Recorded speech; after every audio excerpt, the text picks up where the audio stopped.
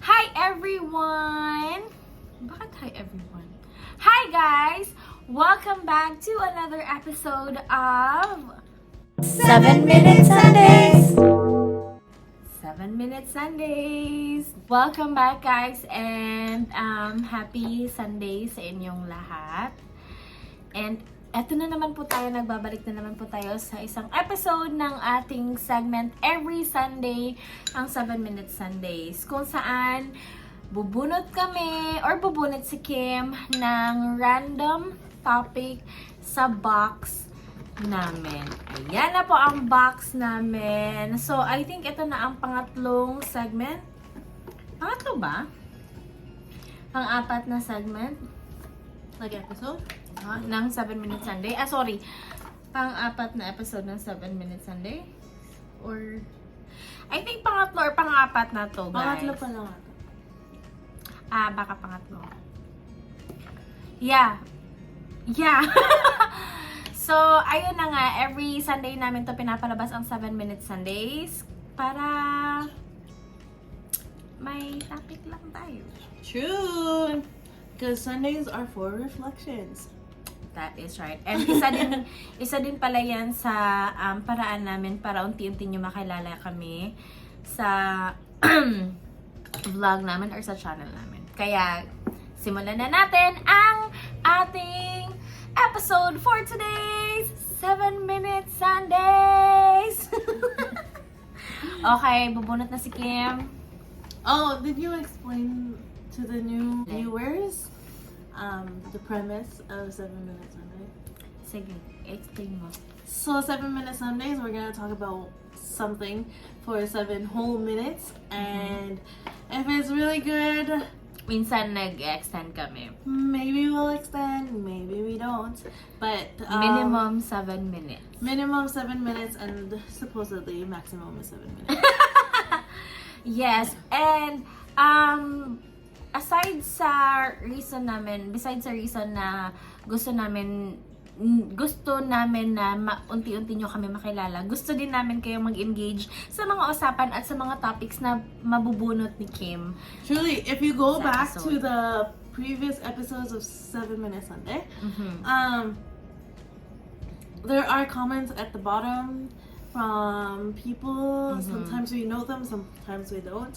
But it's also really nice to look at other people's answers and kind of just read about it. And, yeah, and we also reply on this. We're not fast at replying to comments, but when it's 7 We know Minute they say, Sundays, yeah. we comment right away. So if you want, please Yep, do it. you're also. all very welcome. Okay, so, ayan na. This week, Bubunot na si Kim para sa this week's topic ng 7 Minute Sundays. Okay, question. What are you more afraid of? Failure or success? And why? So, ano ba ang mas kinakakatakutan mo? Yung failure ba or yung success? At bakit? Okay. 3, 2, 1, go. You answer first. I answered first last night. Okay. Sige. Ako siguro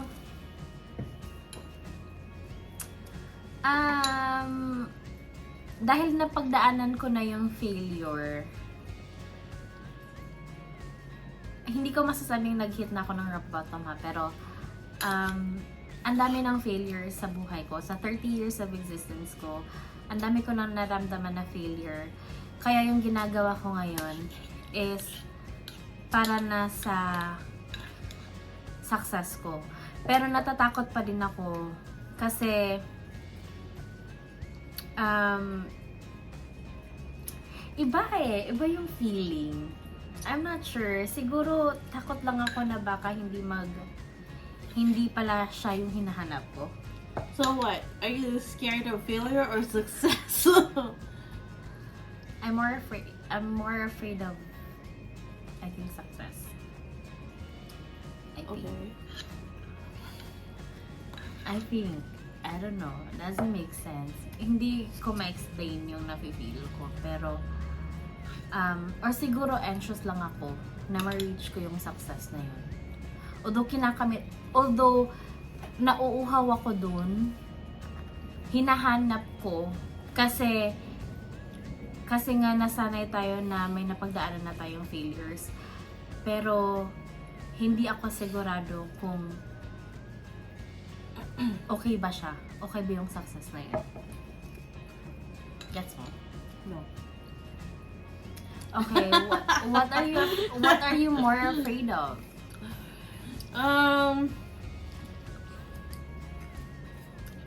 Well, I'm always afraid of failure. Like, every day I am scared of failure.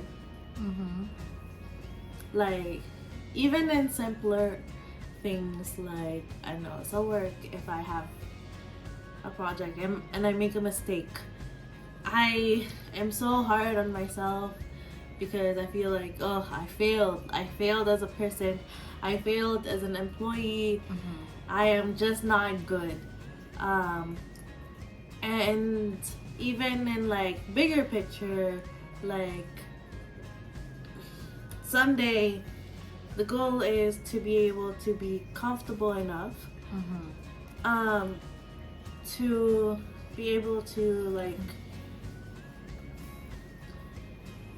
provide for whoever needs providing. You know what I mean? Like, if my parents get old and sick and something and there's an emergency or something, Makakapagbigay ka. yeah, I'd like to be able to be like, okay, yeah, for sure, like no problem, and it doesn't make a dent in, you know, my life. So I think I'm scared of failing at that, like not being able to do that. Like, even not just for my parents, for my sisters or like my cousins, you know, like I think I would be a failure as a person if I don't make it to that point. But yeah, I think it's also scary. Success is also scary. There's been like a lot of stories where you hear about people who have reached their, I don't know, their meaning of success, their definition of success. They reach it and then they forget about everything. Like everything, meaning like people, like if they're successful in their way of finance and they reach like a goal of like being or having a lifestyle, then they forget about, you know, their family, and they look back, and I think, and that in a way is really scary, like how success changes people and like money changes people. But it also depends on what you look at as success, like how you define success. siguro isa lang sa kaya mas natatakot ako sa success kumpara sa failure kasi natatakot siguro ako na hindi ko ma-maintain yun. Although parang andun ka na sa level na yon. Although hindi mo maisip kasi hindi mo alam ang panahon na baka bababa ka na naman. Although hindi ako natatakot sa failure na yan kasi, you know, may silver lining naman din naman yung failures. I mean, lahat naman tayo may natututunan sa failures. Ang akin lang, siguro sa akin lang yan ha, tingin ko, pag umabot na ako sa point ng definition ko ng success or yung success para sa akin, natatakot ako kasi baka hindi ko siya ma-maintain. I think what Kat is saying here is you're scared of success because it's a higher place to fall from rather than failure. Because when you're failing, when you're at rock bottom, you can't fail anymore. You're there, you know? Strawberry. Huh? May strawberry. Oh. But if you're at the top and you can't keep it up, then you fall from the top to the bottom. And that's scarier in a way. Yeah, pwede. Yeah. But what they say is moderation is key to everything. And I think what's important is to how someone defines success and Yeah. how someone defines failure, because that means differently.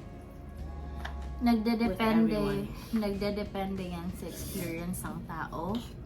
Nagdedepende yan sa attitude or yung paano mag-manage or mag-handle yung tao towards failure, both failures and success. Well, siguro, oo, depende talaga yan. Yeah. But there's nothing to be afraid of. Galing talaga sa amin yun, no? Na puro mga, naliligo sa anxiety. So, yeah, and in no ways have we reached what I can define success in life, but I think, like, it's better to just, the journey is better than this destination, is what Kobe said. Oh, that's what I wrote over there. I read that in my book. So, meron pala akong lista, guys, na I'm 30 and I know it. Yung mga nare-realize ko ngayon na nag-30 na ako. Kasi nung nag-30 ako, nung pa-30 na ako, takot na takot talaga ako.